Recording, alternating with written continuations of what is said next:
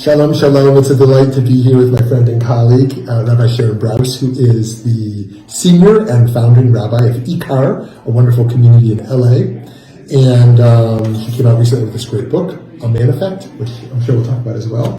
But just to start on the personal front, I mean, we've both been supporting people who experience loss for a long time. And just in recent months, we both have had perhaps the most significant losses of our lives, our immediate families.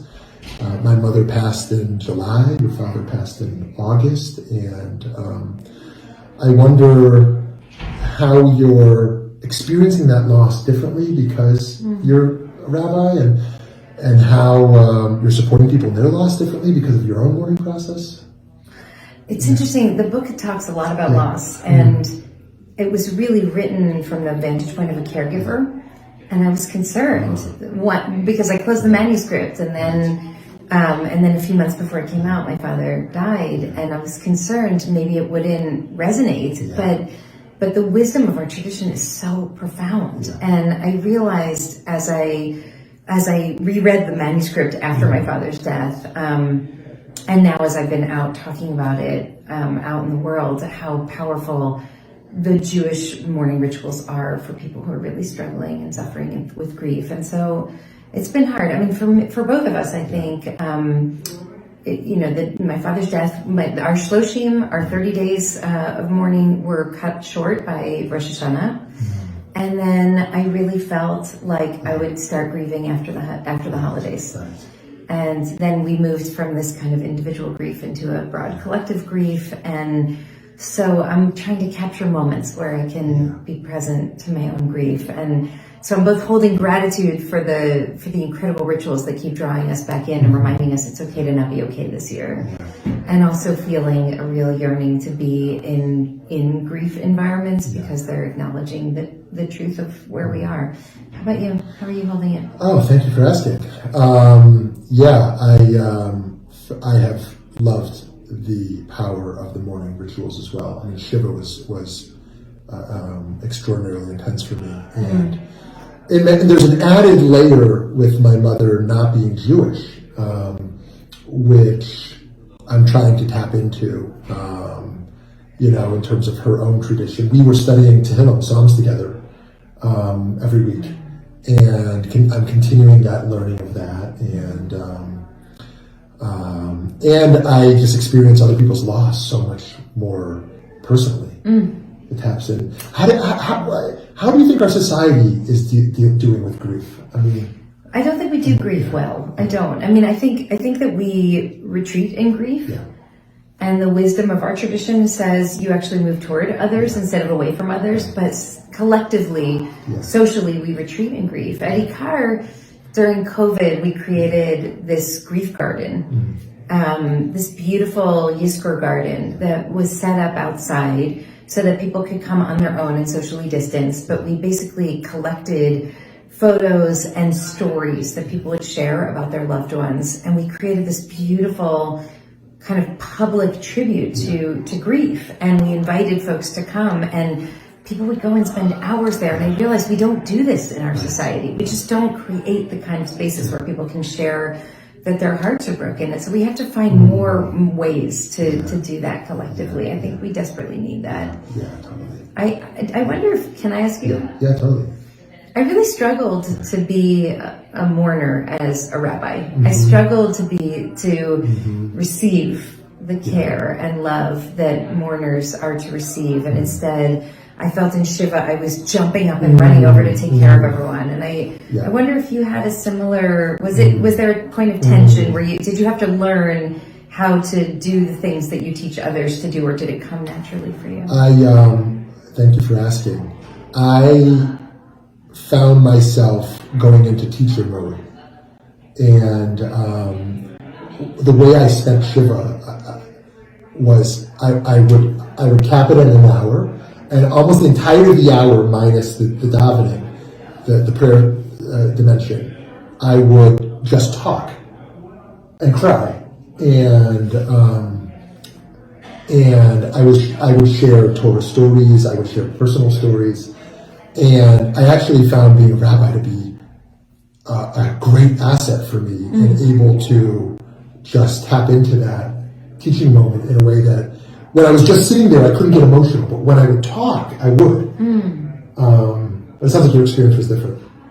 I just noticed that I spent the first 3 nights of Shiva kind of jumping up and running over to everyone and how was your surgery? How's your mother doing? And how's your foot? Until finally my husband and my dearest friend in the world were like, you need to sit down and be an avela. You need to be a mourner. That's what you taught us. And let us feed you. And let us take care of you. And it was very hard for me to switch directions. I'm so used to moving in one direction. And I'm so grateful that the tradition sort of tells us this is what you need right now. And I did. I only know this Torah because I was just in Barcelona last week. And I was outside the house of the Rashba. And the Rashba on the Pirkei Avot of what's mine is mine, what's yours is yours. The position of Am Haaretz, the ignoramus, is the one who says, mine is yours and yours is mine. Like, you just don't understand how the economy works, right?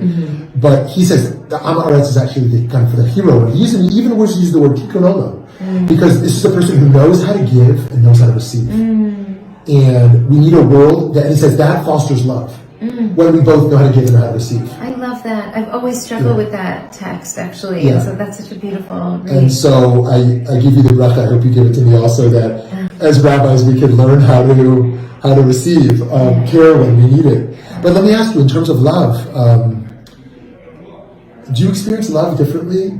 Given the loss. I mean, with family, with friends, with community. I mean, has that any shift on that? I mean, the main thing I resonate to what you're saying about in some way, like the experiencing the loss of a parent helps you understand people who have experienced loss of parent differently and better, and it creates empathy, and it definitely deepens our human understanding. And so, I felt so blessed. I had such a beautiful father, and we had such an uncomplicated relationship. And he was so proud and so excited about my work, and he held a copy of the galleys in his hand, before he died, and the book hadn't come out yet. But I feel the blessing of his love, and it also makes me even more sensitive and aware of people who go through that loss and didn't have that kind of relationship, which is so many people who've really struggled. And so,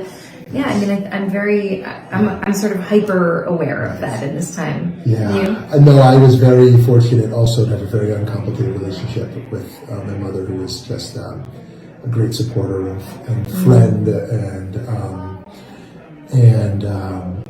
I think of my 5-year-old son in hospice on the last day, using this little sponge on a stick in my mom's mouth, and watching my kids be kind of in that experience with her, not looking away from death, really being in it in a way that our society doesn't do so well. And realizing that one of the main desires I have with my kids is to hold them close, and yet one of the most important things is to prepare them to exist independent of me. Of course there's value to everything, but my sense of like that loss of my mother and realizing my own mortality in a new way, and what that means for my kids, and it puts a little more fear into the love, realizing the inevitability of that break, and it deepens it of just like, that's all we have. Absolutely, all we have is the love. Look, there's a reason that Yom Kippur, forces us to confront the reality of death, because it makes us live more deeply and more gratefully. And I had the same experience with my father when he was in hospice, and just bringing the kids close and having them not look away, and just like inviting them into the understanding that death is part of life. And if we're blessed to be able to walk somebody through their final moments and kind of usher them through and give them permission to go, which really is an incredible blessing, as hard as it is.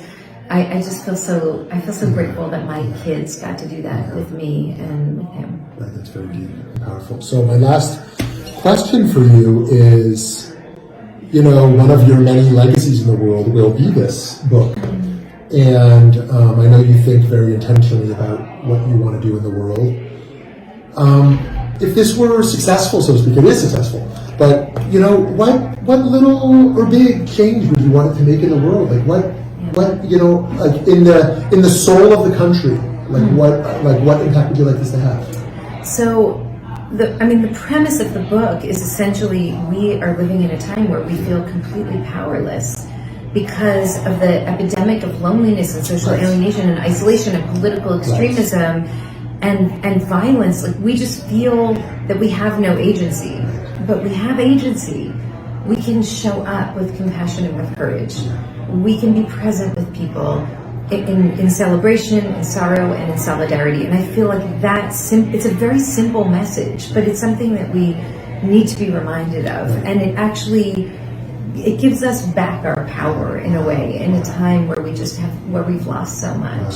Wow. There's something that we can do, and we can do it now. Yeah, amazing. Friends, I encourage you to check out The Unmade Effect, because we live in a time of breakdown of empathy, a spiritual crisis, a breakdown of community, and the deep loneliness and isolation.